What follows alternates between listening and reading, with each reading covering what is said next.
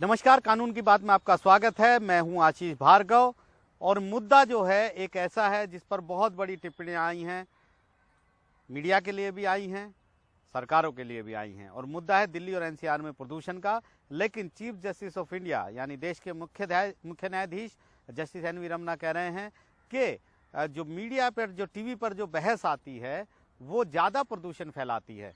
उनका अपना एक एजेंडा होता है, वो समझते नहीं हैं, वो इस तरह बहस करते हैं जिससे आउट संदर्भ से बाहर की चीज़ों को उठाकर दिखाने लगते हैं। काफ़ी बड़ी ये टिप्पणी चीफ जस्टिस ने की है और मुद्दा जो है वो प्रदूषण का ही है। लेकिन वो कह रहे हैं कि टीवी की बहस और जो सोर्सेज हैं उनसे ज़्यादा प्रदूषण फैलाती है, वो प्रदूषण से कम नहीं है। तो काफ़ी अहम टिप्पणी ये इसलिए है कि बड़ा मुद्दा है, दिल्ली और एनसीआर की हवा में जहर घुला है। सरकारें लगातार कह रही हैं कि वो कदम उठा रही हैं, लेकिन सुप्रीम कोर्ट लगातार फटकार लगा रहा है। सुप्रीम कोर्ट में Chief Justice of India Justice N V Ramana, Justice D Y Chandrachud और जस्टिस सूर्यकांत की बेंच जो है लगातार निगरानी कर रही है, सुनवाई कर रही है। पिछली सुनवाई में कहा था अर्जेंट मीटिंग हो, आपातकालीन स्थिति में आपातकालीन कदम उठाए जाएं, उसको लेकर एफिडेविट केंद्र ने यहाँ पर दाखिल किया। एक अहम सुनवाई हुई जिसमें केंद्र सरकार कह रही थी कि उन्होंने बहुत कदम उठाए हैं, दिल्ली को लेकर हरियाणा, पंजाब सब दावा कर रहे थे कि उन्होंने कदम उठाए हैं। लेकिन सुप्रीम कोर्ट इन कदम से संतुष्ट नहीं है। सुप्रीम कोर्ट का कहना था कि लॉन्ग टर्म यानी लंबी अवधि वाले ये सारे उपाय हैं, तुरंत कैसे रोका जाए प्रदूषण को, सवाल ये है। बहुत बड़ी फटकारें लगाई केंद्र सरकार को, तो यहाँ तक बोल दिया कि जो नौकरशाही है केंद्र सरकार की वो जड़ हो चुकी है। वो चाहते हैं कि सब कुछ काम जो है वो अदालत उन्हें करके दे। आग कैसे बुझाई जाए, पानी का छिड़काव कैसे हो, ये अदालत आदेश करे, ऐसा उनका रवैया है और ये रवैया कतई ठीक नहीं है। ये सुप्रीम कोर्ट ने कहा है और सुप्रीम कोर्ट ने कहा है कि तुरंत प्रभावी कदम उठाए जाएं, खुद सरकारें तय करें कि क्या कदम उठाने हैं। और 21 नवंबर तक केंद्र सरकार ने समय मांगा था कि मौसम विभाग का कहना है कि हालात सुधरेंगे, तो इस मामले को 23 नवंबर तक के लिए टाल दिया है। लेकिन बहुत बड़ी टिप्पणियां यहाँ पे की हैं। यूपी सरकार को भी फटकार लगाई है, पंजाब सरकार को भी फटकार लगाई है। जस्टिस सूर्यकांत ने इतना तक कह दिया कि 5 स्टार में होटल में रहने वाले लोग किसानों को इसके लिए दोषी ठहराते हैं, वो जानते नहीं किसानों के क्या हालात हैं। सरकारें कह रही हैं कि उनके पास मशीन है, लेकिन किसानों के पास पैसे नहीं हैं उन मशीनों को खरीदने के लिए। पराली की समस्या यूं की यूं बरकरार है, सबको पता है, कॉमन सेंस की बात है। ये सुप्रीम कोर्ट ने कहा है कि कॉमन सेंस की बात है कि कुछ महीनों में ही पराली जलाने की घटनाएं होती हैं, प्रदूषण बढ़ता है, ये पता है। लेकिन कभी भी सरकारों ने कोई कदम नहीं उठाया। साल भर सरकारों ने क्या किया ये कोई बताए। तो काफ़ी फटकारें यहाँ पर लगी हैं।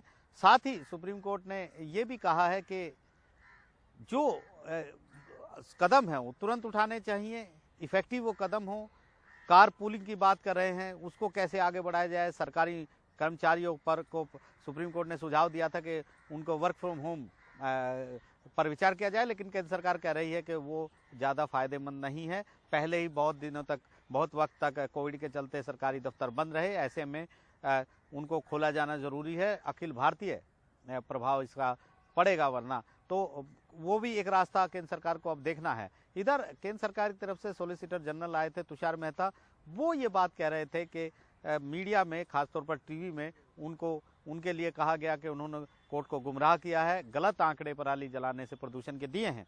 तो इस पर चीफ जस्टिस ने कहा कि सरकारी पद पर, सरकारी दफ्तर में होने के कारण आपको इन आलोचनाओं को सहने की शक्ति होनी चाहिए। आप इनको भूल जाइए।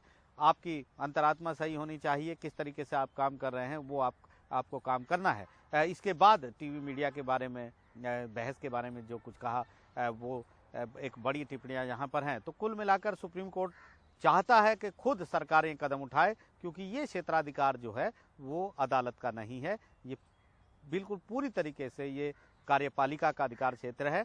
और सुप्रीम कोर्ट नहीं चाहता कि इन मुद्दों में दखल दें। प्रदूषण को कैसे काबू में किया जाए, किस तरह के मेजर उपाय किए जाएं, किस तरह से बंदिशें लगाई जाएं, क्या इवन ओड लगाया जाए या नहीं, फैक्ट्रियों को बंद किया जाए या नहीं, स्कूल कॉलेज बंद किए जाए या नहीं, ये तमाम मुद्दे कार्यपालिका के हैं। सरकारों को इन पर फैसला लेना चाहिए। सुप्रीम कोर्ट लगातार ये बात बताता आया है, कहता आया है कि वो इसमें दखल नहीं देना चाहता, क्योंकि अगर अदालत एक बार दखल देगी तो उसके बाद जो सरकारें हैं वो काम करना बंद कर देंगी और बार बार अदालतों की तरफ देखेंगी कि अदालत ही ऐसे आदेश जारी करे। तो लिहाजा सुप्रीम कोर्ट लगातार इस कोशिश में है कि उसे इस मामले में कोई फैसला न देना पड़े, सरकारें खुद कदम उठाए। लेकिन सुप्रीम कोर्ट ने एक बार फिर चेताया है कि जिस तरह भी मीटिंग हुई, जो भी उपाय किए गए, उनसे वो बिल्कुल भी संतुष्ट नहीं है।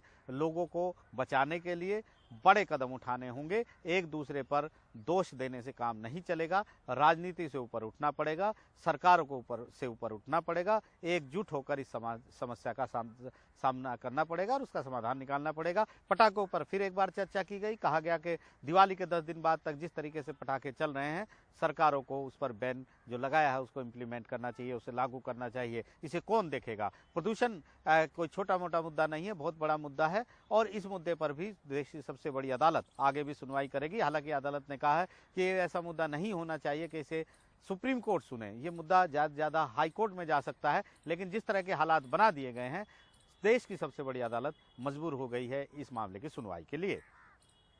नई दिल्ली से आशीष भार्गव, एनडीटीवी इंडिया।